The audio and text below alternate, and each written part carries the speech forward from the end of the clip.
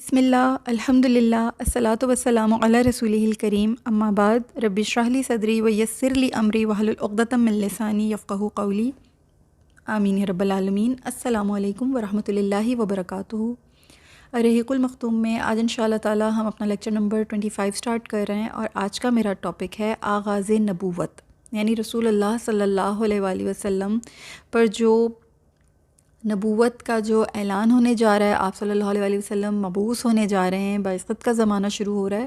آج انشاءاللہ تعالی ہم وہاں سے بات کو شروع کریں گے۔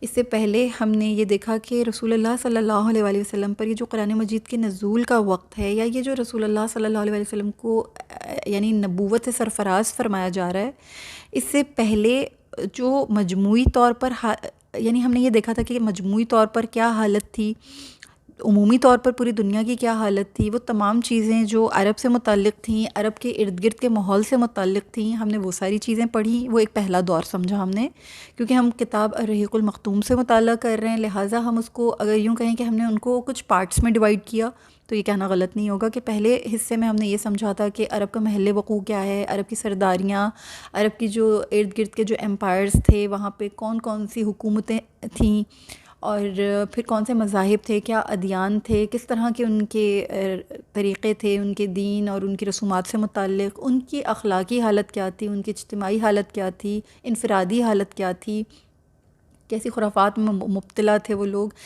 کون سی اچھی باتیں تھیں ان کی، کون سی بری باتیں تھیں ان کی، وہ ساری چیزیں بھی ہم نے اچھے طریقے سے اس ماحول کو سمجھا، اس ماحول کو دیکھا۔ پھر ہم نے اس کے بعد جو دوسرا دور آیا وہ دور تھا جس میں رسول اللہ صلی اللہ علیہ وآلہ وسلم کی ولادت باسعادت ہوئی۔ ہم نے اس پورے معاشرے کو جب سمجھ لیا تو پھر ہم اس عہد میں داخل ہوئے کہ جب اس پورے معاشرے کی جو پکچر ہمارے سامنے، اب وہاں پر رسول اکرم صلی اللہ علیہ وآلہ وسلم کی ولادت باسعادت کا زمانہ شروع ہوا۔ آپ صلی اللہ علیہ وآلہ وسلم کی ولادت باسعادت سے متعلق ہم نے کوشش کی کہ ہر چیز کو اچھے طریقے سے سمجھیں، اللہ کی توفیق سے بإذن اللہ تعالی ہم نے اس کو سمجھا، اور وہ جو ابتدائی 40 سال ہیں رسول اللہ صلی اللہ علیہ وسلم کی حیات طیبہ کے، اس کے بہت خوبصورت نفیس پہلو ہم نے سمجھے۔ ہم ابھی جو لاسٹ لیکچر ہم نے پڑھا، لیکچر نمبر 24، اس میں ہم نے رسول اللہ صلی اللہ علیہ وآلہ وسلم کی حیات طیبہ کی جو عمر مبارک آپ کی 35 برس ہے، ہم وہاں تک اپنے جتنے بھی جو بھی ہماری لیکچر سے ریلیٹڈ جو کچھ بھی چیزیں تھیں، ہم نے سیرت سے متعلق وہاں تک اپنی باتوں کو مکمل طور پر سمجھا، کوشش کی کہ ان معاملات کو سمجھیں، دیکھیں کہ کس طریقے سے رسول اللہ صلی اللہ علیہ وسلم نے ان لوگوں کے درمیان اپنا مقام، اپنا شرف، اپنا نسب، اپنے اعلیٰ اخلاق، اپنے اعلیٰ اوصاف، اپنے سلیم الفطرت ہونے کی وجہ سے ایک ممتاز حیثیت حاصل کی تھی۔ صادق و امین کہلاتے تھے، لوگ آپ کی عزت کرتے تھے، آپ سوسائٹی کا ایک بہت ہی نایاب فرد ہونے کی حیثیت سے سب لوگوں کے ہر دل عزیز تھے۔ اپنی نجی زندگی یعنی آپ کی جو گھریلو زندگی تھی، اس میں ماشاءاللہ آپ بہت خوبصورت طریقے سے ایک بہترین شوہر نامدار تھے۔ سیدہ خدیجۃ الکبریٰ سلام اللہ تعالیٰ علیہا آپ کے اعلیٰ اخلاق، اعلیٰ اوصاف کی بنا پر آپ کی رفیق حیات بننے کو خود یعنی خواہش ظاہر کرتی ہیں، آپ کو اپنا ساتھی بنانے کا اہل سمجھتی ہیں، خود آپ کی اہلیہ بننے کے لیے اللہ سے دعا کرتی ہیں، انہیں توفیق ہوتی ہے، وہ آپ کی رفیقہ حیات بن جاتی ہیں۔ آپ کی زندگی حیات مبارکہ اس طریقے سے ہم نے سمیٹی اور پڑھی اللہ کی توفیق سے۔ آج انشاءاللہ تعالی ہم جو اپنا ایک نیا عہد کھول رہے ہیں، ایک نئے عہد میں داخل ہو رہے ہیں، وہ ہے رسول اللہ صلی اللہ علیہ وآلہ وسلم کے اوپر آغاز نبوت، کہ اب رسول اللہ صلی اللہ علیہ وآلہ وسلم باقاعدہ طور پر رسالت کے منصب سے سرفراز ہونے جا رہے ہیں۔ تو اس حوالے سے انشاءاللہ تعالی اب ہم کیونکہ مکی زندگی کے جو 13 سال ہیں وہ عہد پڑھیں گے، اس عہد میں داخل ہوں گے، اور اللہ سے دعا کریں گے کہ اللہ تعالی ہم ان تمام چیزوں کو بہت بہترین طریقے سے سمجھ سکیں کہ کیسے خاتم النبیین حضرت محمد مصطفیٰ صلی اللہ علیہ وآلہ وسلم کی غار حرا میں خلوت نشینی کے معاملات تھے، جبریل امین علیہ السلام کی نبی کریم صلی اللہ علیہ وآلہ وسلم کی طرف جو اولین آمد ہوئی اس کو سمجھنے کی کوشش کریں گے، پہلی وحی کے نزول کے بارے میں جاننے کی کوشش کریں گے، پھر جو بعثت ہوئی رسول اللہ صلی اللہ علیہ وآلہ وسلم کی، اس میں جو اظہار و اعلان ہوا، آپ نے جو اظہار فرمایا، اعلان فرمایا، پھر یہ اعلان اور اظہار کرنے کے بعد جو کفر و شرک کی ظلمتیں تھیں، جو اندھیرے تھے، جو تمام برائیاں اور خرافات تھیں، اس ماحول میں جو شمع ہدایت آپ صلی اللہ علیہ وآلہ وسلم نے روشن فرمائی، اس کے پھیلنے کا آغاز کس طرح ہوا، کس طرح وہ شمع روشن کی آپ صلی اللہ علیہ وآلہ وسلم نے اتنی ظلمتوں میں، کفر و شرک کے اندھیروں میں۔ بہت یعنی جاں فشانی کے ساتھ فرمایا آپ نے یہ سب کچھ، کس طرح فرمایا وہ سمجھنے کی کوشش کریں گے. پھر فرضیت نماز کو سمجھیں گے. رسول اللہ صلی اللہ علیہ وآلہ وسلم نے اپنی جو دعوت و تبلیغ فرمائی، دعوت اسلام، اس کے ابتدائی مراحل کیا تھے ان کو سمجھیں گے. کن خوش بخت صحابہ کرام نے اور عالی قدر صحابیات نے سب سے پہلے اسلام قبول کیا، ان کو سمجھنے کی کوشش کریں گے.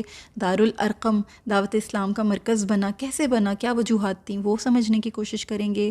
جنات کے گروہ کس طرح آپ صلی اللہ علیہ وسلم سے انہوں نے اسلام قبول کیا، وہ بھی ظاہری بات ہے یہ شروع کے ہی یعنی ابتدائی کے تمام معاملات ہیں، وہ سمجھنے کی کوشش کریں گے. اور پھر اجمالی طور پر آپ صلی اللہ علیہ وسلم کی سیرت طیبہ کو یوں بھی پڑھیں گے کہ جو آپ ابھی نبوت سے سرفراز ہونے جا رہے ہیں، تو آپ صلی اللہ علیہ وسلم کے نبوت سے سرفراز ہونے سے پہلے عام طور پر، عمومی طور پر جو لوگوں کے اندر جو چینجنگز آ رہی تھیں یا جو تغیرات آ رہے تھے، وہ کیا تھے؟ آپ کی خود کی کیفیت میں کون کون سی چیزیں جو تھیں وہ تبدیل ہو رہی تھیں، آپ کو خلوت نشینی اور یہ ساری چیزیں کیوں عزیز ہو رہی تھیں. تو کوشش کریں گے اللہ کی توفیق سے انشاءاللہ ان ٹاپکس کو ون بائی ون کر کے ہم گو تھرو کریں، ہم ان پر تدبر کریں، تفکر کریں. اللہ تعالیٰ ہمیں سمجھنے کی توفیق عطا فرمائے. اس دوران ہماری کوئی شارٹ کمنگ ہو، اللہ تعالیٰ اسے درگزر فرمائے. اللہ تعالیٰ یہ سیکھنا، پڑھنا، پڑھانا، ہمارا بیٹھنا اپنی بارگاہ عالی شان میں قبول و منظور فرمائے، اور اسے ہم سب کے لیے ذخیرہ آخرت بنائے. آمین یا رب العالمین. تو بات کو شروع کرتی ہوں. دیکھیں، ہم اس بات کو اچھے طریقے سے جانتے ہیں کہ جس وقت رسول اللہ صلی اللہ علیہ وسلم پر قرآن مجید کا نزول ہوا ہے، اس وقت مجموعی طور پر پوری دنیا کے جو حالات تھے، عمومی طور پر یہ کہہ لیں کہ پوری دنیا، اور خصوصی طور پر جو عرب کے حالات تھے، ان کو ہم نے بہت اچھی طرح سے الحمدللہ کور کیا، پڑھا ہے. ہم یہ بات اچھی طرح سے جانتے ہیں کہ جب کفر و شرک اور فسق و فجور کا جو مرض تھا اس سوسائٹی کا، وہ ایک ناسور بن گیا تھا، وہ ایک کینسر بن چکا تھا، اور اس کو اللہ تعالیٰ کی مشیت یہ تھی کہ اس قدیم مرض کو بس اب اس کے مادے کو ہی کاٹ دینا ہے. اللہ تعالیٰ بس اس کو جڑ سے ہی کاٹنا چاہ رہے تھے، کیونکہ حضرت عیسیٰ علیہ السلام کے بعد 600 سال کا وقفہ گزر چکا تھا، نبوت نہیں آئی تھی، یعنی کوئی نیا نبی نہیں آیا تھا، رسالت نہیں آئی تھی. اور جو عرب میں جو شریعت ابراہیمی چل رہی تھی، جو دین حنیف پر جو لوگ کار فرما تھے، وہ یقیناً جو سلیم الفطرت لوگ تھے وہ تو اس کی پیروی بہت اچھے انداز سے کر رہے تھے، مگر بہت ساری بدعات شامل ہو گئی تھیں، بہت سارے بگاڑ شامل ہو گئے تھے. اور دوسری جانب عرب سے باہر جو اہل کتاب تھے، جو مشرکین تھے، جو کافر تھے، اور اہل کتاب بھی تھے، یعنی اہل کتاب نے بہت سارے بگاڑ پیدا کر دیے تھے. وہ کفر میں مبتلا ہو گئے تھے، وہ شرک میں مبتلا ہو گئے تھے. آپ جانتے ہیں کہ یہودیوں نے بھی کتنے سارے اپنی کتابوں کے ساتھ اور اپنی شریعت کے ساتھ کتنے یعنی رد و بدل کیے. عیسیٰ علیہ السلام کی شریعت میں بھی کتنے رد و بدل کیے گئے. تو یہ ساری چیزیں اللہ رب العالمین اب یہ چاہتے تھے، اللہ کی مشیت تھی کہ ایک ہمہ گیر انقلاب آئے اور انسانیت کی ایک تعمیر نو ہو، یعنی انسانیت کی حیات نو عظیم الشان انداز میں کی جائے، اور رسالت کا ایک ایسا پرچم آفاق عالم پر بلند ہو کہ جو ہمیشہ کے لیے بلند رہے. اللہ اب اپنی آخری رسول کو، اپنے آخری نبی کو بھیج رہے ہیں اس اہم کام کے لیے. آپ صلی اللہ علیہ وسلم نے رسول اللہ صلی اللہ علیہ وسلم کا انتخاب فرمایا، اور اللہ رب العالمین کی یہ مشیت تھی کہ اب یہ جو انسانیت کا یہ جو اتنا جو یعنی کہ جو بگاڑ ہے اور اتنی جو جہنم کے گڑھے میں جو گرنے کو پہنچ گئی ہے یہ انسانیت، اب اس کو سنبھالا ملے. تو اللہ تعالیٰ بیسیکلی قرآن کریم میں ارشاد فرماتے ہیں، جو کہ مشرکین اور اہل کتاب سے ہے، کہ اہل کتاب اور مشرکین یعنی اہل کتاب کے جو بعض مشرکین اور بعض کافر تھے، اللہ نے ان کو ارشاد فرما کے یہ احساس دلایا کہ اہل کتاب کے بعض کافر اور مشرکین کفر سے رکنے والے نہ تھے، یہاں تک کہ ان کے پاس واضح دلیل آ جائے، اللہ کی طرف سے ایک رسول جو پاکیزہ صحیفے پڑھے جن میں درست اور معتدل احکام ہیں. اس میں کوئی شک شبہ نہیں کہ رسول اللہ صلی اللہ علیہ وسلم کی بعثت کی جہاں شدید ضرورت تھی، وہاں اللہ تعالیٰ کا یہ عظیم الشان احسان بھی تھا کہ اللہ تعالیٰ نے نہایت خوبصورت انداز میں اہل ایمان پر اپنا یہ احسان جتاتے ہوئے فرمایا ہے. اللہ نے یعنی صرف اہل کتاب کی طرف ہی اشارہ نہیں کیا، اللہ تعالیٰ نے کل کی طرف یہ اشارہ فرمایا، اس میں اہل ایمان بھی شامل ہے۔ اللہ نے ان کو یہ بتایا، انہیں یاد دلایا کہ یہ احسان تھا میرا۔ سورہ آل عمران میں جو اللہ تعالیٰ نے ارشاد فرمایا نا کہ لقد من اللہ علی المؤمنین اذا بعث فیہم رسولا من انفسہم یتلو علیہم آیاتہ ویزکیہم ویعلمہم الکتاب والحکمہ وان کانوا من قبل لفی ضلال مبین۔ بے شک اللہ نے مومنوں پر احسان کیا جب انہی میں سے ایک رسول بھیجا، وہ انہیں اس کی آیتیں پڑھ کر سناتا ہے، انہیں پاک کرتا ہے اور انہیں کتاب اور حکمت سکھاتا ہے، اور بے شک وہ اس سے پہلے کھلی گمراہی میں تھے۔ تو اللہ رب العالمین نے یعنی عمومی اور خصوصی دونوں ہی طرح سے یہ ارشاد فرما دیا کہ کھلی گمراہی میں تھے۔ اگر یہ رسول صلی اللہ علیہ وآلہ وسلم ہماری طرف نہ آتے تو جہنم کا گڑھا ہم سب کا مقدر ہوتا، چاہے وہ اہل کتاب تھے یا چاہے وہ ایمان لانے والے بھی تھے، ان کا بھی کوئی کمال نہیں، اللہ کا احسان ہے۔ اللہ نے سب پر احسان فرمایا ہے، اور اللہ تعالیٰ یہ بھی ارشاد فرما رہے ہیں کہ اللہ اعلم حیث یجعل رسالتہ، اللہ زیادہ بہتر جانتا ہے کہ وہ اپنی رسالت کا کام کس کو سونپے۔ تو رسول اللہ صلی اللہ علیہ وآلہ وسلم کا انتخاب اللہ رب العالمین نے خود فرمایا، ایک ایسا خوبصورت، ایک ایسا شاندار کردار جو آلریڈی مکہ میں آنکھ کھول چکا ہے اور پورا عرب ان کو پہچانتا ہے، خصوصی طور پہ مکہ کے لوگ ان کو صادق اور امین کے نام سے جانتے ہیں۔ ان کی شہرہ آفاق، اللہ نے ان کو بلندیاں عطا فرمائیں، اللہ نے ان کو اتنی رفتیں، اتنی عظمتیں عطا فرمائیں کہ نہ صرف ان کو شرف عطا فرمایا، ان کو حسب عطا فرمایا، نسب عطا فرمایا، ان کو اعلیٰ خاندان، اعلیٰ اقدار، اعلیٰ اوصاف، نیک اور سلیم فطرت، تمام چیزیں عطا فرمائیں، تحمل عطا فرمایا، بہت استقامت نصیب فرمائی۔ اب رسول اللہ صلی اللہ علیہ وآلہ وسلم عمر کی پختگی کو پہنچ رہے ہیں، اور رسول اللہ صلی اللہ علیہ وآلہ وسلم اب کیونکہ آفتاب نبوت نے طلوع ہونا ہے، لہٰذا آپ صلی اللہ علیہ وآلہ وسلم اللہ رب العالمین کی یعنی کہ مشیت سے اور اللہ رب العالمین کے حکم سے اب خلوت نشینی کی طرف مائل ہو رہے ہیں۔ آپ صلی اللہ علیہ وآلہ وسلم کی طبیعت میں زہد آ رہا ہے۔ یہ جو رسول اللہ صلی اللہ علیہ وآلہ وسلم کی خلوت نشینی ہے، یہ کیا معاملہ تھا؟ دیکھیں، مکہ مکرمہ میں عبادت کے لیے گوشہ نشینی اختیار کرنے کی جو یہ داغ بیل تھی نا، یہ رسول اللہ صلی اللہ علیہ وآلہ وسلم کے دادا حضرت عبد المطلب نے ڈالی تھی۔ وہ یہی کیا کرتے تھے کہ رمضان کے مہینے میں خلوت اختیار فرماتے تھے، جو حضرت عبد المطلب تھے۔ تو رمضان کے آغاز میں غار حرا میں وہ چلے جایا کرتے تھے، پورا مہینہ وہیں بسر کرتے تھے۔ اس دوران جو مساکین آتے تھے انہیں کھانا کھلاتے تھے، ان کی دردمندی کیا کرتے تھے وغیرہ۔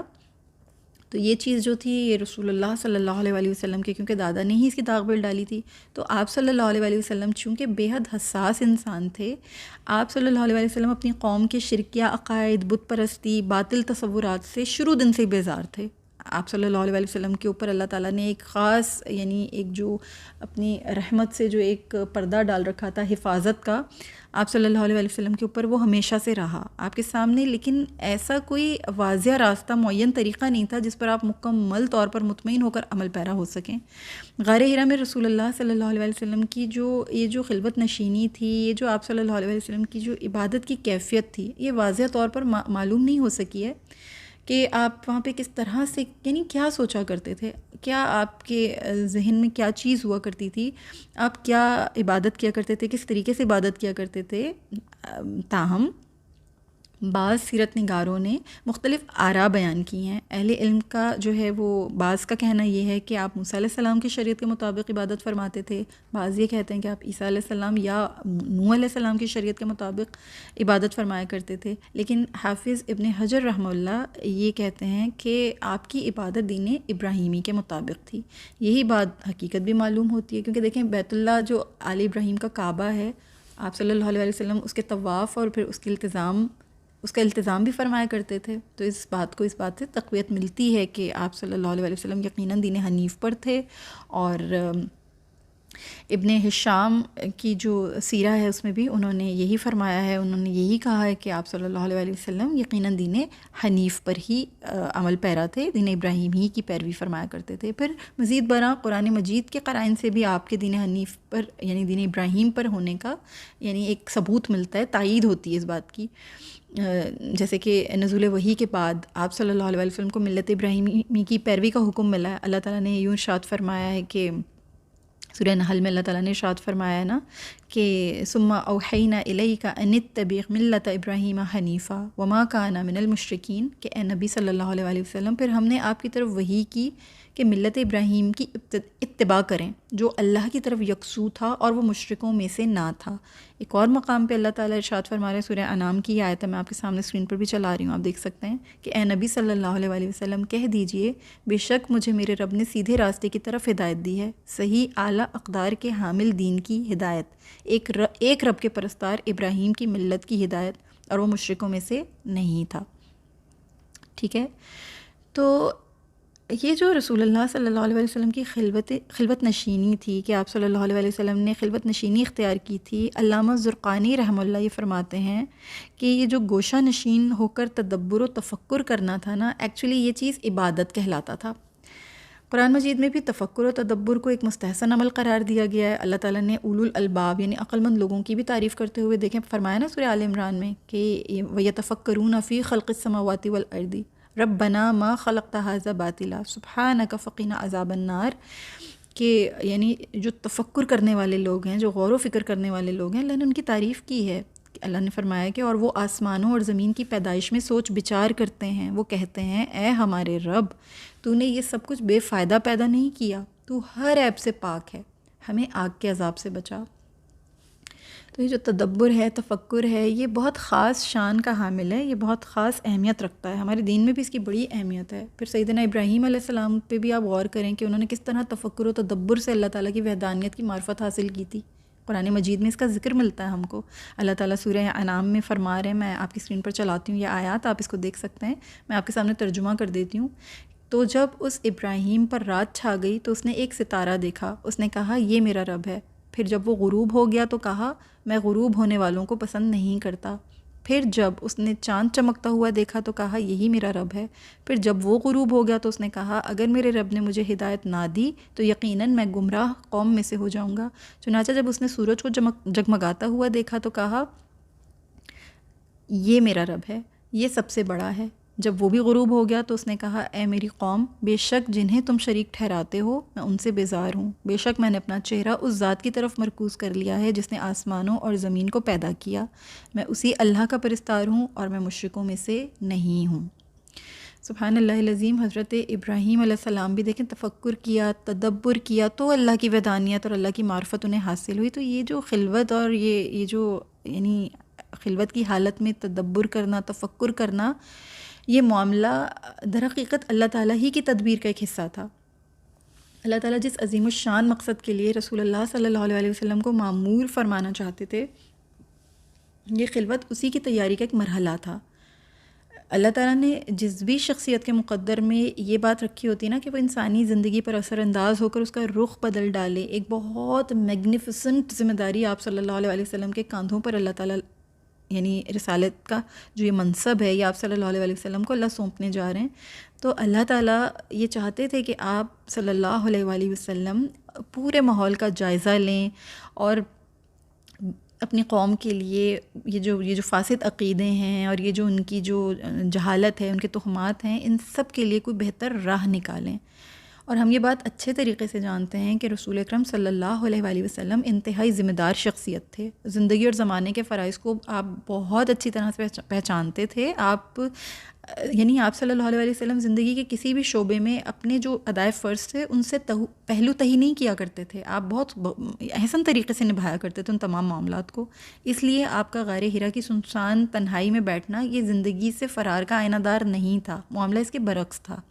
غار ہرا میں آپ کی خلوت نشینی بیسیکلی کیا ہوتا تھا کہ رسول اللہ صلی اللہ علیہ وسلم کی دل کی درد مندی اور تنہائی میں سوچ بچار کو اور ان ساری چیزوں کو جو ہے ایکٹیو کرتی تھی، الرٹ کرتی تھی۔ میڈیٹیشن، آپ صلی اللہ علیہ وسلم میڈیٹیشن کیا کرتے تھے، غور کیا کرتے تھے، اللہ کا قرب حاصل کیا کرتے تھے۔ اب کن امور پر غور و فکر فرماتے تھے آپ صلی اللہ علیہ وسلم، تنہائی میں کیا سوچتے تھے، یہ اللہ بہترین جانتے ہیں۔ یہ اللہ تعالیٰ اور رسول اللہ صلی اللہ علیہ وسلم کے آپس کا معاملہ ہے، اللہ ہی بہترین جانتے ہیں کہ کن امور پر آپ غور فرمایا کرتے تھے۔ لیکن اتنا سب جانتے ہیں، تمام جتنی بھی سیرہ کی کتب ہیں ان میں بھی، اور جتنی بھی یعنی محقق ہیں، محدث ہیں، مفسر ہیں، ان تمام اہل علم کے مطابق آپ صلی اللہ علیہ وسلم کو ظاہری بات ہے بتوں سے، بت پرستی سے سخت نفرت تھی۔ اور ہم یہ بھی جانتے ہیں کہ آپ صلی اللہ علیہ وسلم بے کس، غریب اور قسم پرس لوگوں کی حالت زار پر بہت کڑتے تھے، اور جتنی بھی برائیاں تھیں، یہ لہو اور لعب قسم کی جو باتیں تھیں، ان سے اپنے آپ کو محفوظ فرماتے تھے۔ تو یہ بات عجیب نہیں لگتی ہے کہ خلوت نشینی میں آپ انہی امور پر غور فرماتے ہوں اور لوگوں کو بت پرستی اور تہمات سے نکالنے اور نجات دلانے کے اقدامات کے لیے فکر و تدبر کرتے ہوں۔ یہ تو ہم جانتے ہیں کہ آپ صلی اللہ علیہ وسلم کی پوری حیات مبارکہ میں شرک کی آمیزش کہیں نہیں تھی۔ یہ تمام جتنی بھی مشرکانہ کثافتیں تھیں، آپ صلی اللہ علیہ وسلم نے ان کو اپنے نزدیک بھی نہیں آنے دیا، ہمیشہ فطرت اور توحید پر تھے۔ یہ جو 40 سال آپ نے گزارے اعلان نبوت سے پہلے کے، نہایت پاکیزہ، بہت ہی خوبصورت گزارے، نہایت پاک دامنی کے ساتھ گزارے، اور ان تمام برائیوں سے محفوظ رکھا اللہ تعالیٰ نے آپ کو صلی اللہ علیہ وسلم۔ تو یہ تمام باتیں جو ہیں الحمدللہ یہ خلوت نشینی سے متعلق ہیں کہ آپ صلی اللہ علیہ وسلم خلوت نشین ہوئے، مگر اس انداز میں ہوئے کہ غور و فکر فرمایا کرتے تھے، تدبر کیا کرتے تھے۔ اب کیونکہ آپ صلی اللہ علیہ وسلم منصب رسالت پر فائز ہونے جا رہے ہیں، تو اس سے پہلے چند واقعات اس طرح کے رونما ہوئے، حالات و واقعات اس طرح کے ہوئے کہ چاروں طرف نا ایک عجیب قسم کی بھگدڑ مچ گئی۔ یعنی کچھ محسوس ہو رہا تھا کہ اس عالم میں کچھ تغیرات ہیں، کچھ تبدیلیاں ہیں، کچھ معاملات جو ہیں وہ منفرد ہونے جا رہے ہیں۔ تو کچھ واقعات ہیں جو میں آپ کے سامنے یہاں پہ ضرور شیئر کرنا چاہوں گی۔ ان میں سے پہلی چیز تو یہ ہے کہ رسول اللہ صلی اللہ علیہ وسلم کو نبوت سے پہلے بھی شجر و حجر یعنی کہ درخت اور پتھر سلام کیا کرتے تھے۔ رسول اللہ صلی اللہ علیہ وسلم کے ایک صحابی ہیں جن کا نام ہے حضرت جابر بن سمرہ رضی اللہ تعالیٰ عنہ۔ وہ بیان کرتے ہیں کہ رسول اللہ صلی اللہ علیہ وسلم نے فرمایا، بے شک میں مکہ کے ایک پتھر کو پہچانتا ہوں جو نبوت سے پہلے مجھے سلام کیا کرتا تھا، یقیناً میں اسے اب بھی پہچانتا ہوں۔ اسی طرح حضرت سیدنا علی کرم اللہ وجہ الکریم بیان فرماتے ہیں کہ میں نبی کریم صلی اللہ علیہ وسلم کے ساتھ تھا، ہم آپ صلی اللہ علیہ وسلم کے ساتھ مکہ کے مضافات میں گئے تو ہم نے دیکھا کہ جو پہاڑ درخت راستے میں آتا وہ آپ صلی اللہ علیہ وسلم سے کہتا تھا، اے اللہ کے رسول آپ پر سلامتی ہو۔ سبحان اللہ العظیم۔ تو یہ چیز، پھر دوسری چیز یہ تھی کہ رسول اللہ صلی اللہ علیہ وسلم پر جب یہ نبوت کا یہ جو معاملہ ہوا، کیونکہ آپ صلی اللہ علیہ وسلم اللہ کے رسول ہیں، اللہ تعالیٰ کے آپ رسول صلی اللہ علیہ وسلم علم لے کر آئے، بینات لے کر آئے، یہاں سے اسلام کا دور شروع ہوا اور جاہلیت کا دور ختم ہوا، یہ بات ہم جانتے ہیں۔ تو یہ بات بھی ہمیں سمجھنی ہے کہ آپ صلی اللہ علیہ وسلم کی یہ جو نبوت ہے یہ صرف انسانوں سے متعلق نہیں ہے بلکہ یہ جنات سے بھی متعلق ہے، تمام عالمین کی مخلوقات سے متعلق ہے۔ تو ہوا کیا کہ جنات کے لیے یہ آسان معاملہ نہیں تھا۔ نبوت سے پہلے وہ آسمانوں پر جاتے تھے اور ملائکہ کی جو باہم گفتگو ہوتی تھی نا، وہ سن کر آ کر اپنے کاہنوں کو 10 باتیں ملا کر بیان کرتے تھے۔ بعد میں پھر ان پر شہاب ثاقب جو جنہیں شوٹنگ سٹارز کہتے ہیں، جنہیں فالنگ سٹارز کہتے ہیں، پھر وہ شہاب ثاقب ان کا تعاقب کرنے لگے، ان کو وہ لگنے لگے، وہ چوٹ لگتی تھی ان کو۔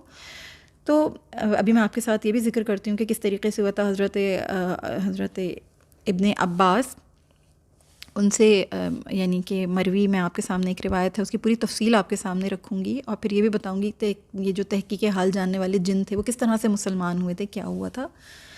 بتانے کا مقصد یہ ہے کہ اللہ تعالیٰ نے صرف انسانوں کو ہی متوجہ نہیں کیا تھا کہ کچھ خاص ہونے جا رہا ہے، بلکہ اللہ نے جنات کو بھی متوجہ کیا تھا، ان کو بھی ایسے حالات ان پر بھی پیش کیے گئے تھے کہ وہ بھی غور کریں کہ کوئی غیر معمولی واقعہ ہونے جا رہا ہے، کچھ بہت اہم واقعہ ہونے جا رہا ہے، ان کو بھی غور و تدبر کی دعوت دی گئی تھی۔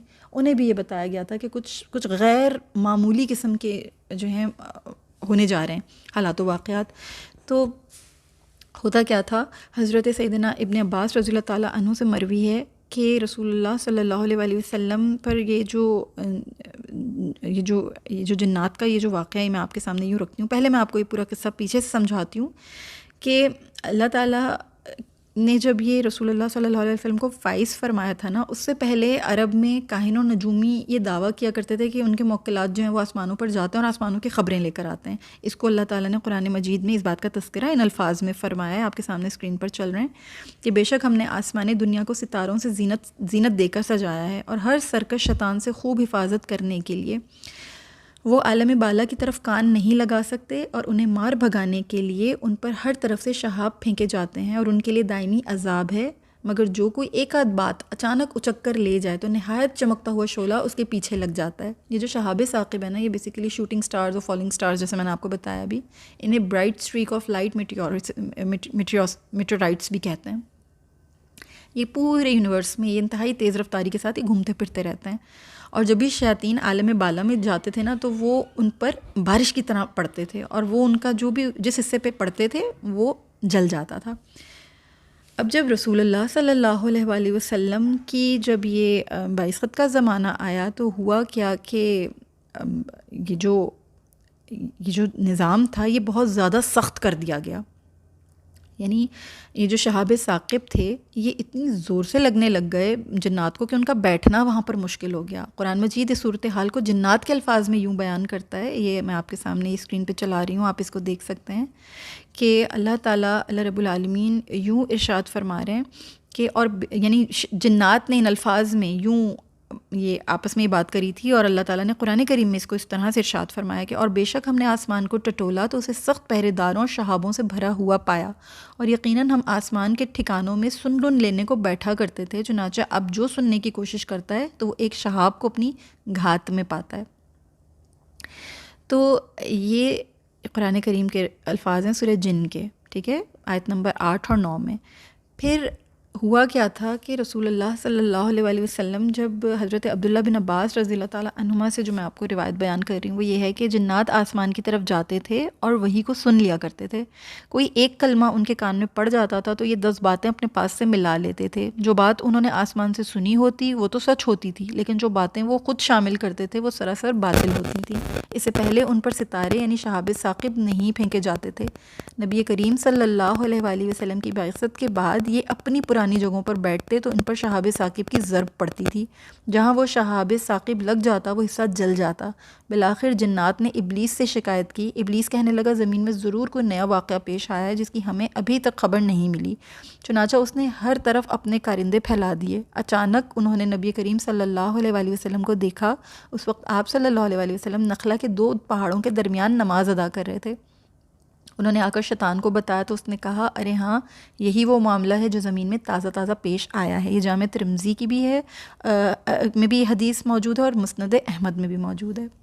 نخلا بیسیکلی کیا ہے کہ طائف کے رستے میں ایک وادی کا نام ہے. تہامہ کی جو وادی ہے، تہامہ کے جو پہاڑ ہیں وہاں پر ایک بازار ہے جسے سوق عکاظ کہتے ہیں. میں نے آپ کو بتایا تھا عکاظ ایک بہت بڑا بازار لگا کرتا تھا، ایک عالمی منڈی عالمی انٹرنیشنل اسٹاک مارکیٹ ہوا کرتی تھی. ہم نے پہلے بھی اس کا ذکر میں نے آپ کے ساتھ کیا ہے پچھلے لیکچرز میں. تو سوق عکاظ کی طرف رسول اللہ صلی اللہ علیہ وسلم تشریف لے جا رہے تھے. انہوں نے مقام نخلا میں اس وقت دیکھا جب رسول اللہ صلی اللہ علیہ وسلم سوق عکاظ کی طرف تشریف لے جا رہے تھے اور صحابہ کرام کو نماز فجر پڑھا رہے تھے. تو انہوں نے قرآن کو پوری توجہ کے ساتھ کان لگا کر سنا. یہ جو شیاطین تھے نا یعنی جنات تھے، بیسیکلی ان کے 2 گروہ تھے. ایک جماعت ایسی تھی جو بہت ہی قابل یعنی صاحب فکر تھی، صاحب بصیرت تھی، صاحب علم تھی، صاحب ذوق تھی. تو انہوں نے جب قرآن کو سنا تو وہ بول اٹھے کہ بس یہی ہے وہ جو چیز تمہارے اور آسمان کی خبروں کے درمیان حائل ہو گئی ہے. اس کے بعد انہوں نے اپنی قوم کے پاس جا کر کہا کہ اے ہماری قوم کے لوگوں، ہم نے ایک عجیب قرآن سنا ہے جو بھلائی کا رستہ بتاتا ہے، سو ہم اس پر ایمان لے آئے اور ہم اپنے پروردگار کے ساتھ کسی کو شریک نہیں ٹھہرائیں گے. چنانچہ اللہ تعالیٰ نے بھی اپنے نبی صلی اللہ علیہ وسلم پر پھر یہ وحی نازل فرمائی کہ سورہ جن میں اللہ تعالیٰ ارشاد فرماتے ہیں کہ قل اوحی الی انہ استمع نفر من الجن، اے پیغمبر لوگوں سے کہہ دو کہ میرے پاس وحی آئی ہے کہ جنوں کی ایک جماعت نے اس کتاب کو غور سے سنا. یعنی رسول اللہ صلی اللہ علیہ وسلم کو اللہ تعالیٰ نے وحی فرمائی کہ جنات کی ایک قوم نے جو ہے سنا ہے اس قرآن کو، اور انہوں نے پھر جا کر جو اپنے لوگوں کو بتایا ہے، اور انہوں نے اس قرآن کے بارے میں جو بھی پھر انہوں نے اسلام قبول کر لیا تھا. جو دوسری جماعت تھی جنوں کی، انہوں نے آ کے اس کو ابلیس کو یہ بات بتائی تھی کہ یہ جو تہامہ کی مٹی ابلیس نے اس کو سونگا اور پھر اس نے محسوس کیا کہ ہاں بس یہ جو واقعہ ہوا ہے نا کہ اب جو تم لوگ پہ شہاب ثاقب لگتے ہیں اور آسمانوں کی خبریں تم لوگوں تک نہیں پہنچتی ہیں، وہ جو نبی آخری آنے والے تھے، نبی آخر الزماں، اب وہ تشریف لا چکے ہیں، انہیں مبعوث فرما دیا گیا. تو یہ بھی ایک واقعہ تھا جو آپ صلی اللہ علیہ وسلم کی بعثت سے پہلے آسمانوں پر یہ شیاطین جایا کرتے تھے اور وہاں سے خبریں لایا کرتے تھے، جس کو قرآن مجید نے بارہا جو ہے بیان فرمایا ہے. تو یہ چیز تھی، اس چیز کو روکا گیا، اس کا سد باب ہوا آپ صلی اللہ علیہ وسلم کو مبعوث فرمانے کے بعد. پھر وہاں کے جو کاہن تھے وہ محسوس کر رہے تھے کہ کچھ نہ کچھ گڑبڑ ہے، کچھ نہ کچھ ایسی درخشاں مثالیں، کچھ ایسی روشن واضح دلیلیں ان کے سامنے آ رہی تھیں کہ ان کو محسوس ہو رہا تھا کہ اب جو ہماری جو ہمیں خبریں لا کے دی جاتی ہیں اور یہ سب کچھ، اب یہ معاملات جو ہیں کچھ بدل رہے ہیں، کچھ نہ کچھ ہو رہا ہے، انہیں محسوس ہونے لگ گیا تھا۔ پھر رسول اللہ صلی اللہ علیہ وسلم کو جو ایک بہت خاص ایک چیز تھی وہ یہ تھی کہ آپ صلی اللہ علیہ وسلم کو سچے خواب آنا شروع ہو گئے تھے، یعنی نبوت سے سرفراز ہونے سے تقریباً 6 مہینہ پہلے سے ہی آپ صلی اللہ علیہ وسلم سچے خواب دیکھا کرتے تھے۔ انبیاء کرام علیہ السلام کے خواب بھی ظاہر وہی ہوتے ہیں۔ ابراہیم علیہ السلام نے خواب میں ہی دیکھا تھا نا کہ وہ اپنے بیٹے اسماعیل علیہ السلام کو ذبح کر رہے ہیں، وہ اسے اللہ کا حکم سمجھتے ہوئے اس پر عمل کرنے کے لیے تیار ہو گئے تھے۔ اسی طرح رسول اللہ صلی اللہ علیہ وسلم نے خواب میں ایک مرتبہ دیکھا تھا کہ دار ہجرت یعنی مدینہ منورہ ان کو دکھایا گیا تھا پورا، اور اس بنا پر انہوں نے پھر ہجرت کی تھی۔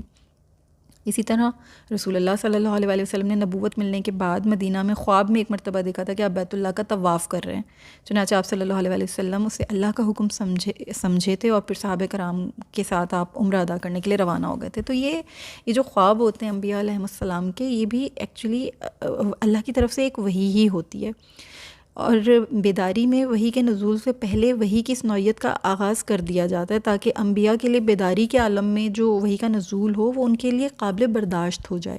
حضرت عبداللہ بن مسعود رضی اللہ تعالیٰ عنہ کے معروف شاگرد علقمہ بن قیس رحمہ اللہ بیان کرتے ہیں، پہلے انبیاء کو نیند کے عالم میں وحی کی جاتی ہے، جب ان کے دل مانوس ہو جاتے ہیں تو پھر بیداری کے عالم میں بھی وحی کا نزول ہونے لگتا ہے۔ تو اور اس بارے میں سیدہ عائشہ صدیقہ رضی اللہ تعالیٰ عنہ وحی کے آغاز کے بارے میں یہ فرماتی ہیں کہ رسول اللہ صلی اللہ علیہ وآلہ وسلم پر وحی کی ابتدا سچے اور نیک خوابوں سے ہوئی۔ آپ جو کچھ خواب میں دیکھتے وہ طلوع سحر کی طرح سچا ثابت ہو جاتا تھا۔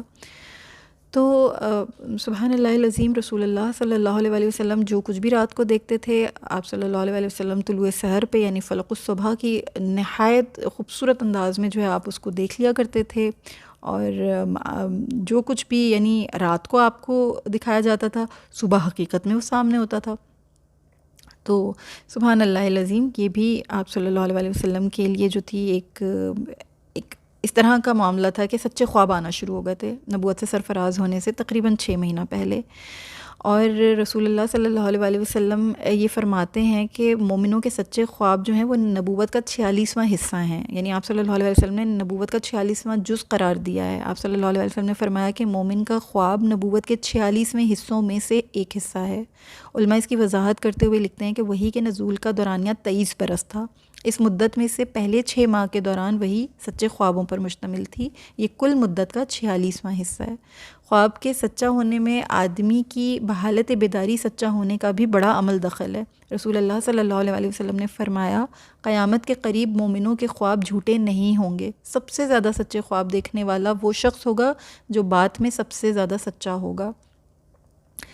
انبیاء کرام علیہ السلام سب سے زیادہ سچ بولنے والے ہوتے ہیں اور ان کے خواب بھی بالکل حقیقت پر مبنی ہوتے ہیں، اسی لیے وحی کا درجہ رکھتے ہیں۔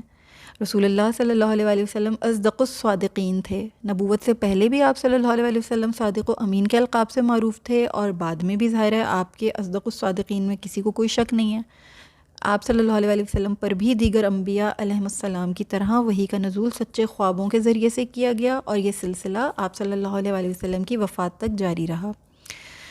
اب بات یہ ہے کہ رسول اللہ صلی اللہ علیہ وسلم کی بعثت کے وقت رسول اللہ صلی اللہ علیہ وسلم کی عمر مبارک کیا تھی، تاریخ کیا تھی، تو تھوڑی سی اس کے اوپر بات کر لیتے ہیں۔ بعثت کے وقت رسول اللہ صلی اللہ علیہ وسلم کی جو عمر مبارک تھی وہ یعنی اس سلسلے میں خود رسول اللہ صلی اللہ علیہ وسلم اپنے دن کا تعین یوں فرما رہے ہیں کہ پیر کا دن تھا، اور آپ صلی اللہ علیہ وسلم سے یعنی پوچھا گیا کہ آپ پیر کا روزہ کیوں رکھتے ہیں، تو اس کے متعلق جب پوچھا گیا تو آپ صلی اللہ علیہ وسلم نے یہ فرمایا کہ میں اسی پیر کے دن پیدا ہوا ہوں اور اسی دن مجھ پر وحی کا نزول ہوا ہے، فیہ ولدت وفیہ انزل علیہ۔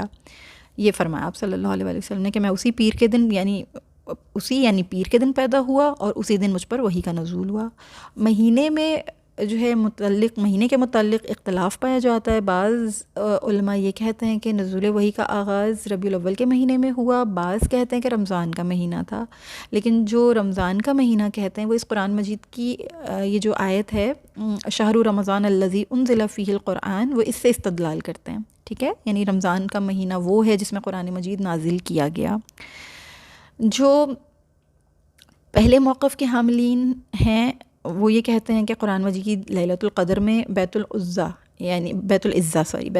یعنی آسمان دنیا میں اتارا گیا، پھر 23 سال کے عرصے میں حسب ضرورت بتدریج رسول اکرم صلی اللہ علیہ وسلم پر اترتا رہا. تو اس لیے یہ جو ہے یہ ربیع الاول کے مہینے میں نازل ہوا ہے. ٹھیک ہے. اور پھر رسول اللہ صلی اللہ علیہ وسلم کے جو قلب مبارک پر جو اترتا رہا وہ رمضان میں اترتا رہا ہے. کچھ لوگوں کا کہنا یہ ہے کہ وحی کا آغاز جو ہے وہ رجب کے مہینے میں ہوا تھا. بہرحال اس طرح سے ہمیں 3 موقف ملتے ہیں. بعض کا کہنا یہ ہے کہ ربیع الاول، بعض کا کہنا یہ ہے کہ رمضان، اور بعض کا کہنا یہ ہے کہ رجب. ٹھیک ہے. حافظ ابن حجر رحمہ اللہ کی بات سے ربیع الاول اور رمضان کے مہینے والے موقف میں یعنی کچھ مطابقت پیدا ہو جاتی ہے. امام بہقی رحمہ اللہ یہ بیان کرتے ہیں کہ سچے خوابوں کی مدت 6 ماہ تھی. تو اس سے استدلال کرتے ہوئے حافظ ابن حجر رحمہ اللہ یہ کہتے ہیں کہ سچے خوابوں کی صورت میں نبوت کی ابتدا ربیع الاول سے، جبکہ بیداری کے عالم میں وحی کی ابتدا رمضان المبارک سے ہوئی. ٹھیک ہے. تو رمضان کی جو تاریخ ہے اس کے بارے میں بھی اختلاف ہے. بعض 7 تاریخ کہتے ہیں، بعض 17 تاریخ کہتے ہیں. ابن اسحاق رحمہ اللہ وغیرہ اسی کے قائل ہیں، یعنی جو قدیم جو سیرت نگار ہیں، محدث ہیں، محقق ہیں، وہ یہ کہتے ہیں. بعض اس کو 18 رمضان بھی کہتے ہیں، بعض 21 رمضان بھی قرار دیتے ہیں. یہی بات درست معلوم ہوتی ہے کیونکہ صحیح مسلم کی جو حدیث ہے جس سے یہ بات ثابت ہوتی ہے کہ پیر کا دن تھا. تو اس سال جب یعنی کہ جب کیلنڈر میں اس کو دیکھا جاتا ہے تو 610 عیسوی رمضان میں پیر کا دن 7، 14، 21 اور 28 تاریخ کو آیا تھا. تو صحیح روایت یہ ہے کہ یعنی صحیح روایت سے یہ بات ثابت ہوتی ہے کہ لیلۃ القدر رمضان کے آخری عشرے کی راتوں میں ہوتی ہے. یہ بات ہم جانتے ہیں، جس کو جب ہم یہ آیت پڑھتے ہیں کہ انا انزلناہ فی لیلۃ القدر، ہمیں پتہ ہے کہ بے شک ہم نے اسے لیلۃ القدر میں نازل کیا، یعنی قرآن کریم کو لیلۃ القدر میں نازل کیا. تو اس حساب سے جب دیکھتے ہیں تو پیر کے دن والی جو روایت ہے اس کو اس آیت کے ساتھ ملا کر پڑھا جائے تو پھر 21 رمضان کی رات ہی بنتی ہے، جو شمسی حساب سے 10 اگست اور 610 عیسوی تاریخ تھی. یعنی کہ جب آپ اس کو یعنی آپ جب اس کو کیلنڈر سے دیکھتے ہیں تو پھر اس طرح سے یہ بنتی ہے. اور رسول اللہ صلی اللہ علیہ وسلم کی عمر اس وقت قمری حساب سے یعنی لونر کیلنڈر کے حساب سے 40 سال تھی، 40 سال 6 ماہ اور 12 دن تھی، جبکہ شمسی حساب سے آپ کی عمر یعنی سولر کیلنڈر کے حساب سے آپ کی عمر 39 ایئرس تھی، 3 months and 20 days. اس طرح کر کے بنتی کہ 39 ایئرس کے تھے آپ صلی اللہ علیہ وسلم، اوپر 3 ماہ اور 20 دن تھے آپ کی عمر مبارک. تو یہ آتی ہے روایات میں اور سیرہ کی کتب میں. تو یہ ہوئی رسول اللہ صلی اللہ علیہ وسلم کی عمر اور تاریخ جس وقت آپ کی بعثت ہوئی ہے آپ صلی اللہ علیہ وسلم کی. اب بات کرتے ہیں کہ جبریل امین علیہ السلام کی آمد کس طریقے سے ہوئی تھی. غار حرا میں آپ صلی اللہ علیہ وسلم جو ہیں تشریف لائے تھے وحی لے کر. تو سب سے پہلی چیز جو بہت امپورٹنٹ ہے وہ یہ ہے کہ ہم وحی کے بارے میں جانیں کہ وحی کا لفظی مطلب کیا ہے، وحی کیا ہوتی ہے. وحی کہتے ہیں پوشیدہ طور پر کوئی بات کہنا یا سمجھانا. ٹھیک ہے. اس کا لغوی طور پر وحی اچھی اور بری خبر دینے کو بھی کہا جاتا ہے. لفظ وحی کا جو اطلاق ہے نا، یہ اشارہ، کتابت، پیغام، الہام یا کلام خفی پر بھی ہوتا ہے. وحی میں اعلام، خفا اور سریت کے معنی بھی پائے جاتے ہیں. تو یہ وحی جو ہے یہ بیسیکلی ان ساری چیزوں کا مرکب ہوتی ہے. وحی کا شرعی مفہوم کیا ہے، یہ بات بھی جاننا بہت ضروری ہے کہ شرعی طور پر یہ شرعی احکام کی خبر دینا، وہ کلام جو نبی پر اتارا گیا ہو بیسیکلی اسے وحی کہا جاتا ہے. اس کا شرعی مفہوم اگر آپ سے کوئی پوچھے، کیونکہ آپ شرعی علم کے طالب علم ہیں، آپ سیرت طیبہ کا مطالعہ کر رہے ہیں، تو ہم بہت یعنی صراحت کے ساتھ یہ بات سنتے ہیں، کہتے ہیں کہ آپ صلی اللہ علیہ وسلم پر وحی نازل ہوئی، وحی کا نزول ہوا، پہلی وحی آئی وغیرہ. وحی ہوتی کیا ہے ہمیں یہ تو پتہ ہونا چاہیے نا. تو وحی کا شرعی مفہوم یہ ہے کہ شرعی احکام کی خبر دینا، وہ کلام جو نبی پر اتارا گیا ہو. ٹھیک ہے. اس کا شرعی مفہوم یہ ہے. وحی کتنی ٹائپ کی ہوتی ہے ہمیں یہ بھی پتہ ہونا چاہیے. وحی 2 قسم کی ہوتی ہیں. ٹھیک ہے، ذہن میں رکھیے گا. ایک ہوتی ہے جو مطلوع ہوتی ہے اور ایک ہوتی ہے جو غیر مطلوع ہوتی ہے. وحی مطلوع سے کیا مراد ہے اس کو اچھی طرح سمجھیے گا. وہ وحی جس کے الفاظ کو تلاوت کرنا واجب اور عبادت ہے. اور وحی مطلوع کیا ہے بیسیکلی، اس سے مراد قرآن حکیم ہے. یعنی رسول اللہ صلی اللہ علیہ وسلم پر جو وحی مطلوع نازل ہوئی، ہمیں اس کی تلاوت کرنا ہم پر واجب ہے اور وہ عبادت ہے. اس کی تلاوت بھی ہم کریں گے اور وہ عبادت ہی کے ذوق سے کریں گے، وہ عبادت کا درجہ رکھتی ہے. تو یعنی قرآن حکیم یہ وہی مطلوع ہے. وہی غیر مطلوع کیا ہوتی ہے؟ میں نے آپ کو بتایا نا کہ وہی کی دو قسمیں ہیں، ایک مطلوع اور ایک غیر مطلوع. تو غیر مطلوع وہی جو ہے ایسی وہی جس پر عمل کرنا واجب ہے لیکن تلاوت کرنا واجب نہیں، یعنی احادیث رسول صلی اللہ علیہ وآلہ وسلم. اب جو رسول اللہ صلی اللہ علیہ وآلہ وسلم کی احادیث مبارکہ ہیں ان پر عمل کرنا ہم پر واجب ہے لیکن ان کی تلاوت نہیں کریں گے ہم. تلاوت ہم کس کی کریں گے؟ وہی مطلوع کی، جس کی تلاوت کی جائے گی اور عبادت ہے، واجب ہے ہم پر اور یہ عبادت کا درجہ رکھتی ہے. ٹھیک ہے، تو یہ وہی کے بارے میں آپ نے سمجھا کہ وہی دو طرح کی ہیں، ایک مطلوع ہے ایک غیر مطلوع ہے. پھر عمل کے لحاظ سے وہی مطلوع اور غیر مطلوع میں کیا فرق ہے؟ عمل کے لحاظ سے دونوں میں کوئی فرق نہیں ہے، دونوں کی اتباع فرض ہے اور ہم پر یہ حکم ہے. اللہ تعالیٰ نے سورہ آل عمران میں یہ ہمیں فرما دیا ہے، کھلے واضح لفظوں میں فرما دیا، کہہ دیجئے قل اطیعوا اللہ والرسول فإن تولوا فإن اللہ لا يحب الکافرین. کہہ دیجئے اطاعت کرو اللہ کی اور اطاعت کرو رسول کی، پھر اگر تم پھر جاؤ تو اللہ تعالیٰ کافروں کو پسند نہیں کرتا. ٹھیک ہے، یہ بات ہمیں واضح طور پر ارشاد فرما دی گئی ہے. پھر سورہ نساء میں بھی اسی طرح سے حکم ہوا ہے کہ رسول اللہ صلی اللہ علیہ وسلم کی اگر کسی کے ذہن میں یہ خیال آ جائے کہ کیا رسول اللہ کی اطاعت اللہ کی اطاعت ہے، تو جی بالکل یہ حکم ہے، کیونکہ اللہ نے سورہ نساء میں بھی یوں فرمایا کہ من یطیع الرسول فقد اطاع اللہ.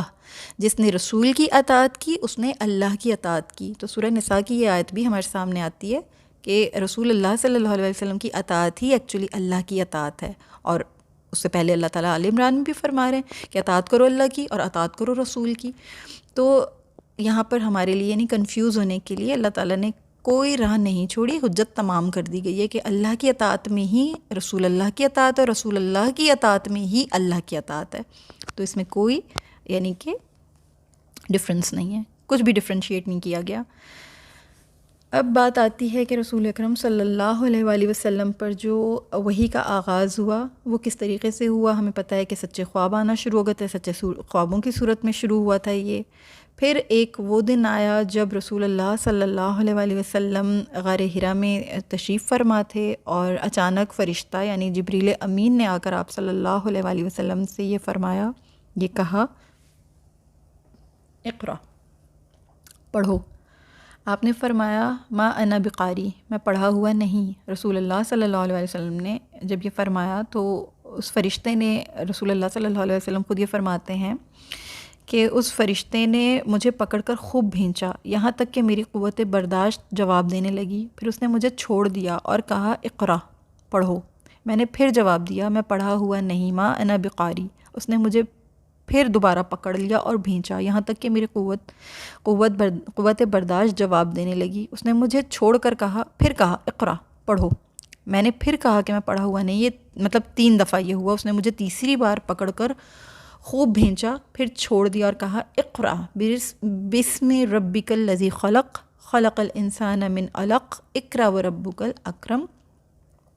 یہ جو سورہ علق ہے اس کی 5 آیات یہ رسول اللہ صلی اللہ علیہ وسلم کو پڑھائی گئیں کہ پڑھو اپنے رب کے نام سے جس نے پیدا کیا، جس نے انسان کو خون کے لوتھڑے سے پیدا کیا. پڑھو اور تمہارا رب تو نہایت کریم ہے اور اس نے انسان کو وہ سب کچھ سکھایا جو وہ نہیں جانتا تھا. معلم یعلم پہ آ کر یہ 5 آیات جو ہیں یہ ختم ہوتی ہیں، یہ پوری 5 آیات.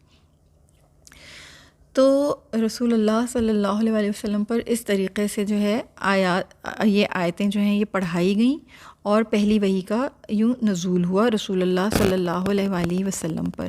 رسول اللہ صلی اللہ علیہ وسلم پر یہ جو آیات نازل ہوئیں تو آپ صلی اللہ علیہ وسلم یہ آیات لے کر واپس آ گئے. آپ نہایت گھبرائے ہوئے تھے. آپ صلی اللہ علیہ وسلم ام المومنین سیدہ خدیجۃ الکبریٰ سلام اللہ تعالیٰ علیہا کے پاس پہنچے اور فرمایا زملونی، مجھے چادر اڑا دو، مجھے چادر اڑا دو. انہوں نے آپ صلی اللہ علیہ وسلم کو چادر اڑا دی یہاں تک کہ آپ صلی اللہ علیہ وسلم کے خوف کی حالت دور ہو گئی. یعنی آپ صلی اللہ علیہ وسلم تھوڑا بہتر محسوس کرنے لگے، طبیعت تھوڑی سنبھل گئی. ظاہری بات ہے ایک جو یعنی وحی کی جلالت، اللہ تعالیٰ کی ربوبیت کی شان اور وہ جلال اور وہ سب کچھ، تو رسول اللہ صلی اللہ علیہ وسلم کا دل اور آپ صلی اللہ علیہ وسلم کی جو کیفیت تھی وہ ایک نیچرل سا فنومنا ہے. پھر جب آپ صلی اللہ علیہ وسلم کے خوف کی حالت دور ہوئی تو آپ صلی اللہ علیہ وسلم نے حضرت خدیجہ سلام اللہ تعالیٰ علیہا کو ساری سرگزشت سنائی اور یہ فرمایا کہ مجھے اپنی جان کا ڈر ہے. یعنی آپ صلی اللہ علیہ وسلم اس قدر یعنی جب ان کو بھینچا اور ان کو وہ اس طریقے سے تو بہت یعنی خوف تو نہیں کہوں گی میں اس کو، یہ تو بہت بڑی جسارت اگر میں کہوں کہ رسول اللہ خوف زدہ ہو گئے تھے. صلی اللہ علیہ وسلم کے خوف نہیں تھا، یہ ایک نیچرل فنومینا تھا ایک بحیثیت بشر. اور آپ صلی اللہ علیہ وسلم جانتے ہیں افضل البشر ہیں، وہ میرے اور آپ کے جیسے نہیں کہ میں آپ کے اور اپنے پر اس بات کا قیاس کروں، یہ غلط ہے، یہ جسارت ہے ہماری. آپ صلی اللہ علیہ وسلم کو جو وحی کی جو جلالت تھی اس کی وجہ سے یہ کیفیت آپ پر طاری ہوئی. حضرت خدیجہ سلام اللہ تعالیٰ علیہ نے آپ صلی اللہ علیہ وآلہ وسلم کو تسلی دی اور یہ کہا کہ ہرگز نہیں، اللہ کی قسم اللہ تعالیٰ آپ کو کبھی رسوا نہیں کرے گا. پھر اس کی وجہ یوں بتائی سیدہ خدیجہ سلام اللہ تعالیٰ علیہ نے کہ انک لا تصل الرحم وتحمل الکلہ وتکسب المعدوم وتقر الضیف وتعین علی نوائب الحق. بے شک آپ صلہ رحمی کرتے ہیں، درماندوں کا بوجھ اٹھاتے ہیں، فقیروں اور محتاجوں کو کما کر دیتے ہیں، مہمانوں کی مہمان نوازی کرتے ہیں اور راہ حق میں پیش آنے والے مصائب میں مدد کرتے ہیں. سبحان اللہ العظیم.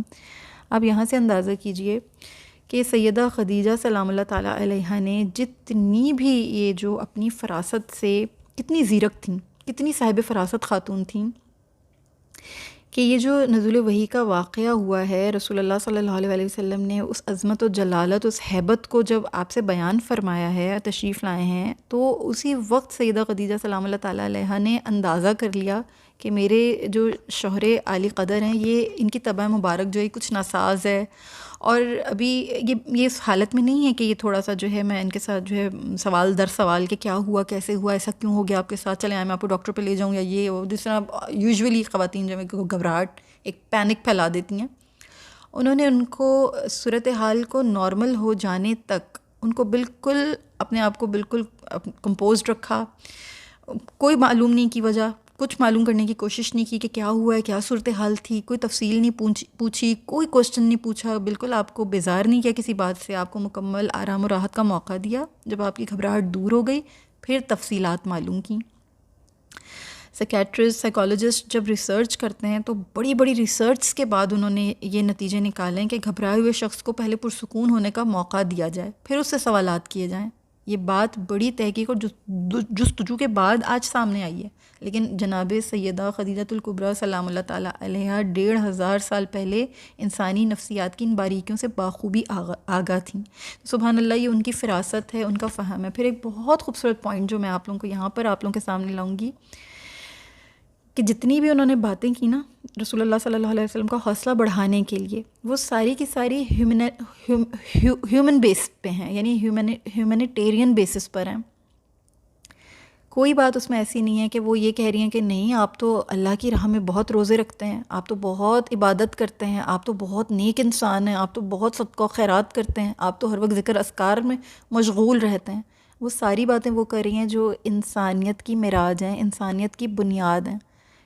آپ صلہ رحمی کرتے ہیں. صلہ رحمی کن کے ساتھ ہوتی ہے؟ رشتہ داروں کے ساتھ ہوتی ہے. اور یہ زندگی کا سب سے مشکل ترین کام ہے، سب سے مشکل ترین کام اپنوں کو اپنے سے راضی رکھنا ہے. باہر والوں کو آپ راضی رکھ سکتے ہیں، آپ کے اپنے آپ سے بہت مشکل سے راضی ہوتے ہیں. یہ بہت بڑا یونیورسل فیکٹ ہے، کیونکہ وہ آپ کی ہر خوبی سے واقف ہیں، آپ کی ہر خامی سے واقف ہیں. وہ آپ کی قدر اس انداز میں نہیں کرتے جس انداز میں باہر والے لوگ آپ کی قدر کرتے ہیں. باہر والے جس نگاہ سے آپ کو دیکھتے ہیں، گھر والے آپ کو اس نگاہ سے نہیں دیکھتے. گھر کی مرغی دال برابر، جس نے بھی یہ محاورہ بنایا ہے بہت ہی صحیح محاورہ بنایا ہے. اور یہ مرد عورت دونوں کے معاملے میں، یعنی جو مردوں کے لیے جو کامیاب مرد ہیں، اگر ان کی بیوی ان کو کامیاب کہہ دے، ان کو سراہ دے، ان کے لیے سب سے بڑا کریڈٹ یہی ہے، بیوی کی اپریسیشن. اسی طرح اپنے جو قریب کے رشتہ دار ہیں ان کے ساتھ صلہ رحمی کرنا. اکثر آپ کو خیر کا بدلہ خیر سے نہیں ملتا. آپ کے بہت اچھے سلوک کے باوجود آپ کے رشتہ دار آپ کے ساتھ وہ سلوک نہیں کرتے جس کے آپ مستحق ہوتے ہیں. اسی لیے رشتہ داروں کے ساتھ بنا کے رکھنا، جو کاٹے اس کے ساتھ آپ جوڑو. کتنا بڑا اجر اللہ نے رکھا ہے، کتنی اس کے اوپر صراحت ہے قرآن کریم میں، کتنا زیادہ اس کے اوپر زور دیا گیا. اللہ کی کتنی ساری آیات ہیں، احکامات ہیں، احادیث مبارک ہیں صلہ رحمی سے متعلق. یہ ایک علیحدہ ٹاپک ہے، ایک بہت لیندی ٹاپک ہے۔ تو صلہ رحمی، آپ صلی اللہ علیہ وآلہ وسلم کو صلہ رحمی کے بارے میں انہوں نے ہائی لائٹ کیا کہ آپ تو صلہ رحمی کرتے ہیں، یہ جو معمولی کام نہیں ہے، چھوٹا کام نہیں ہے، بہت بڑا کام ہے۔ پھر درماندوں کا بوجھ اٹھاتے ہیں، یعنی غم خواروں کے غم خوار ہیں آپ ضرورت مندوں کی ضرورت پوری کرتے ہیں، حاجت مندوں کی حاجت روائی کرتے ہیں، آپ دکھی لوگوں کا دل ہلکا کرتے ہیں، غم بانٹتے ہیں، سنتے ہیں، فقیروں اور محتاجوں کو کما کر دیتے ہیں، یعنی ان کی آپ فننشیل سپورٹ کرتے ہیں۔ یہ بھی سوسائٹی کے لیے کتنا ضروری ہے، کتنا ضروری کام ہے کہ آپ جب کسی غریب مستحق کو دیکھو تو آپ اس کو سپورٹ کرو، فننشلی اس کو اسٹرانگ کرو، بجائے اس کے کہ آپ اس کا ہاتھ ہمیشہ ہی اپنے آگے پھیلنے پر مجبور رکھو۔ آپ اس کو سپورٹ کرو، اس کو بھی اس کے پیروں پہ کھڑا ہونے کے مواقع فراہم کرو، اس کی حمایت کرو، اس کے لیے ایسے ذرائع پیدا کرو، اس کے لیے اس کی آمدن میں یا اس کے رزق میں کشادگی کے لیے کچھ کوشش کرو۔ اس چیز کی اہمیت کو اجاگر کیا جا رہا ہے۔ یہ رسول اللہ صلی اللہ علیہ وآلہ وسلم اس وقت کیا کرتے تھے جب نبوت پر ابھی فائز نہیں ہوئے، یعنی اعلانیہ طور پر۔ نبی تو آپ ہمیشہ سے ہی ہیں، نبی تو آپ عالم ارواح میں ہی بن چکے ہیں، نبوت کا تاج تو آپ پہ ہمیشہ سے آپ کے سر پر سجا دیا گیا ہے، مگر اس عام اعلان کے متعلق بات ہو رہی ہے یہاں پر، کیونکہ اعلانیہ طور پر نبوت کا آغاز ہو رہا ہے۔ تو یہ بات میں آپ کو بتا رہی ہوں، یہ وہ رفیق حیات ہیں جو نبوت سے پہلے بھی 15 سال آپ کے ساتھ آپ کی نجی زندگی میں آپ کی پل پل کی گواہ ہیں، آئی وٹنس ہیں، آپ کے ہر عمل سے واقف ہیں، آپ کی ہر خوبی کو جانتی ہیں، آپ کے اخلاق، آپ کی یعنی ہر بات سے باخبر ہیں، اور سب سے بہترین گواہ بھی آپ سلام اللہ تعالیٰ علیہ ہیں، یعنی ام المومنین خدیجہ الکبریٰ سلام اللہ تعالیٰ علیہ۔ جس وثوق کے ساتھ وہ گواہی دیں گی کوئی اور نہیں دے سکتا، کیونکہ 15 سال آپ کے ساتھ گزار کے آپ کی رفیق حیات بن کے نجی زندگی کے ہر پہلو سے واقف ہیں، ہر گوشے سے وہ باخبر ہیں۔ وہ یہ فرما رہی ہیں کہ آپ مہمانوں کی مہمان نوازی کرتے ہیں۔ کتنی ہاسپٹیلٹی کے اوپر ہمارا دین کتنی زیادہ روشنی ڈالتا ہے، کتنا ہمیں سمجھایا جاتا ہے، سکھایا جاتا ہے کہ ہاسپٹیلٹی کتنی بڑی چیز ہے، کتنا اہم کام ہے، اللہ نے کتنا پسند فرمایا اس کو۔ نبیوں پیغمبروں کی سنت ہے ہاسپٹیلٹی، مہمان نوازی، مہمان کی عزت کرنا، اس کو اکرام دینا، اس کو اپنے ساتھ کھانا کھلانا، اپنے دسترخوان کو وسیع کرنا، آئے ہوئے کو عزت دینا۔ جو خود کھاؤ وہی ویسا ہی اپنے مہمان کو کھلاؤ، نہایت عزت کے ساتھ، نہایت اکرام کے ساتھ۔ تو سبحان اللہ العظیم، رسول اللہ صلی اللہ علیہ وآلہ وسلم کے اعلیٰ اخلاق تو نبوت سے پہلے بھی ان تمام چیزوں کے حامل تھے۔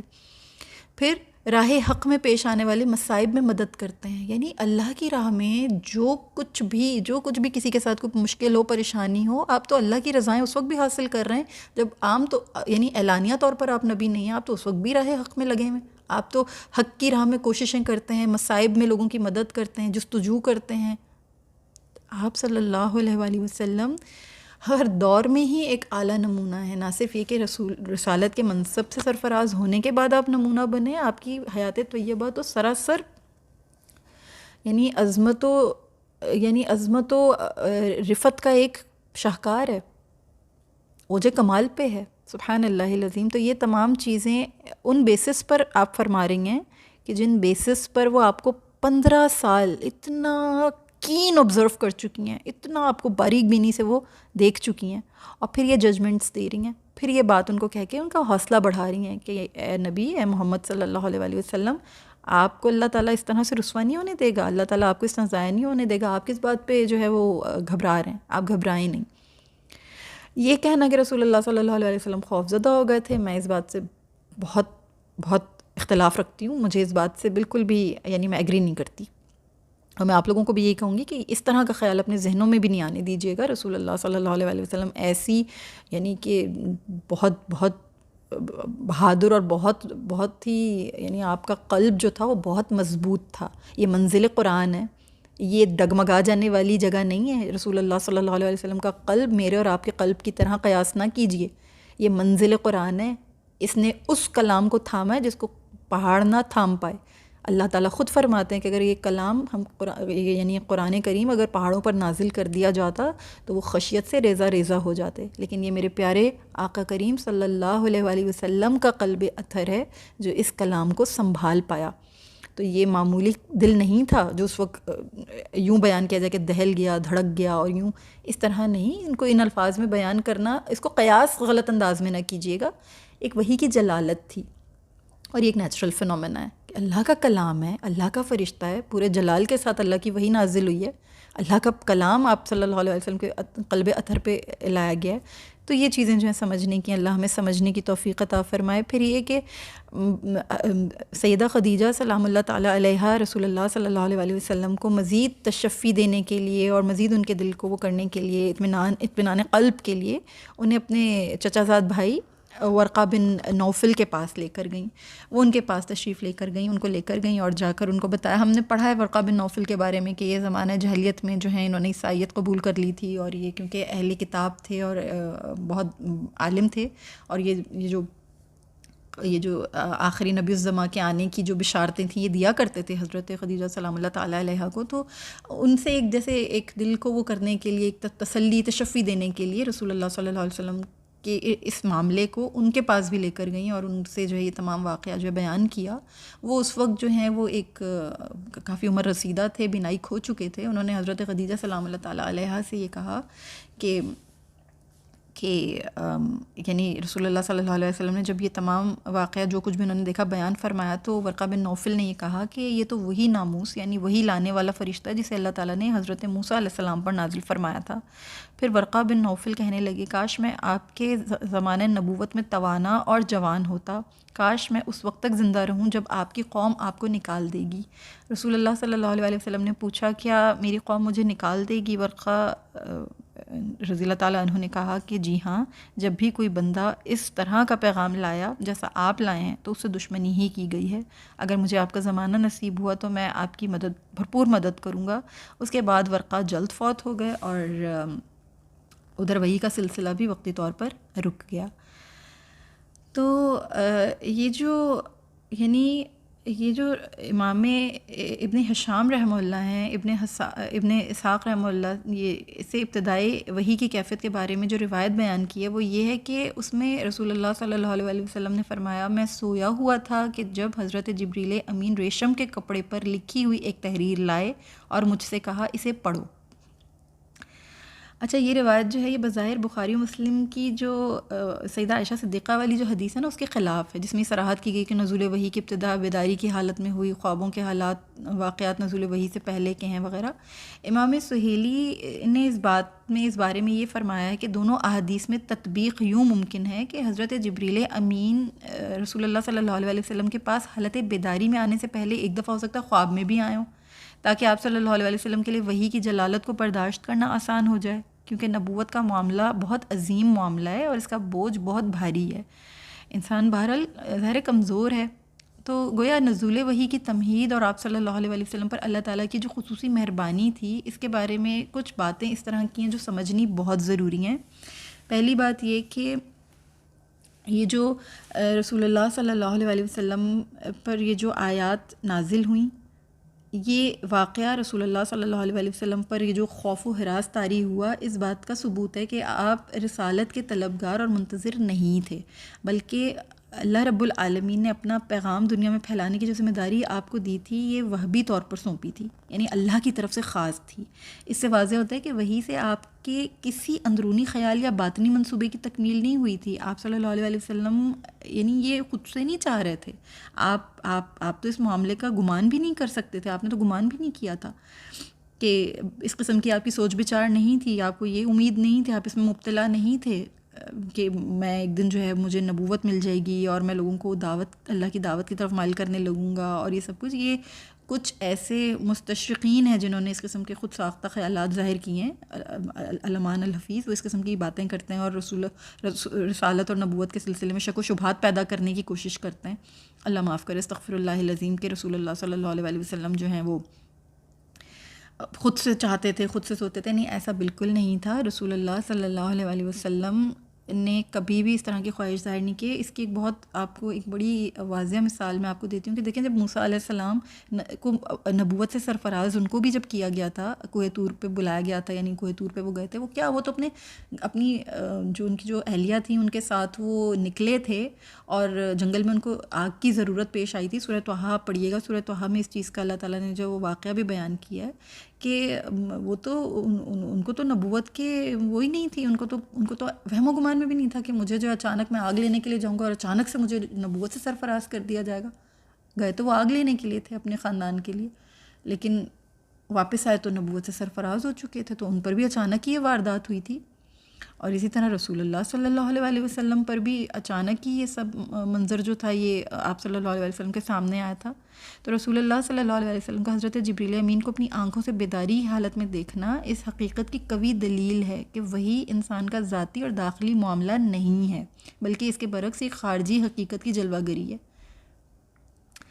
اس لیے اس طرح کی قلبی واردات سے یہ نہیں سوچنا چاہیے کہ جبریل امین جو ہیں وہ خواب میں آئے تھے، اور بعض لوگ یہ کہتے ہیں نا کہ رسول اللہ صلی اللہ علیہ وسلم خود سوچتے تھے، خود ان کی خاص طور پہ جو مستشرقین ہیں ان کا یہ کہنا ہے، تو ایسا نہیں ہے۔ بہت اچانک ہوا تھا یہ سب کچھ، اور یہ بالکل ایک خارجی حقیقت تھی۔ جبریل امین کا آپ صلی اللہ علیہ وسلم کو 3 دفعہ دبانا، پھر چھوڑ دینا اور پھر اقرا کہنا اس خارجی حقیقت کو قبول کرنے کی تاکید و تائید ہے۔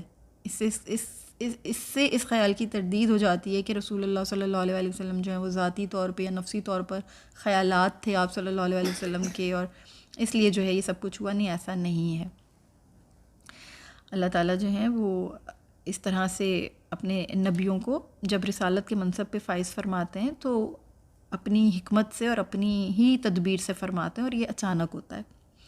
کوئی بھی نبی اپنی مرضی سے نبی نہیں بن جاتا اور اچانک وہی نازل ہوتی ہے خود سے ارادتاً کہ مجھ پہ وہی آئے یا میں تیار رہوں اس چیز کے لیے، ایسا نہیں ہوتا۔ اسی لیے اللہ تعالیٰ نے سورہ شورا میں یہ فرمایا کہ اور اسی طرح ہم نے آپ صلی اللہ علیہ وسلم کی طرف اپنے حکم سے ایک روح یعنی قرآن کی وحی کی۔ آپ نہیں جانتے تھے کہ کتاب کیا ہے اور ایمان کیا ہے، لیکن ہم نے اسے نور بنا دیا۔ ہم اس کے ذریعے سے اپنے بندوں میں سے جسے چاہیں ہدایت دیتے ہیں، اور بلا شبہ آپ سیدھے راستے ہی کی طرف رہنمائی کرتے ہیں۔ سورہ شعراء میں اللہ تعالیٰ نے شعراء جو ہے اس میں اللہ تعالیٰ نے صاف لفظوں میں فرما دیا ہے۔ ٹھیک ہے، اس سے آگے ان شاء اللہ تعالیٰ ہم اگلے ٹاپک میں یہاں سے بات کو شروع کریں گے کہ یہ جو آپ صلی اللہ علیہ وسلم نے فرمایا تھا ما انا بقاری، اس کی کیا حکمت تھی۔ تو انشاءاللہ اب یہ ٹاپک چل رہا ہے تو اس کی ڈیٹیلز آتی جائیں گی۔ اللہ تعالیٰ سے دعا ہے کہ آج جتنا سیکھا سمجھا اللہ سے اپنی بارگاہ عالیشان میں قبول و مقبول فرمائے، آمین یا رب العالمین۔ کوئی شارٹ کمنگ اللہ تعالیٰ سے درگزر فرمائے۔ السلام علیکم ورحمۃ اللہ وبرکاتہ۔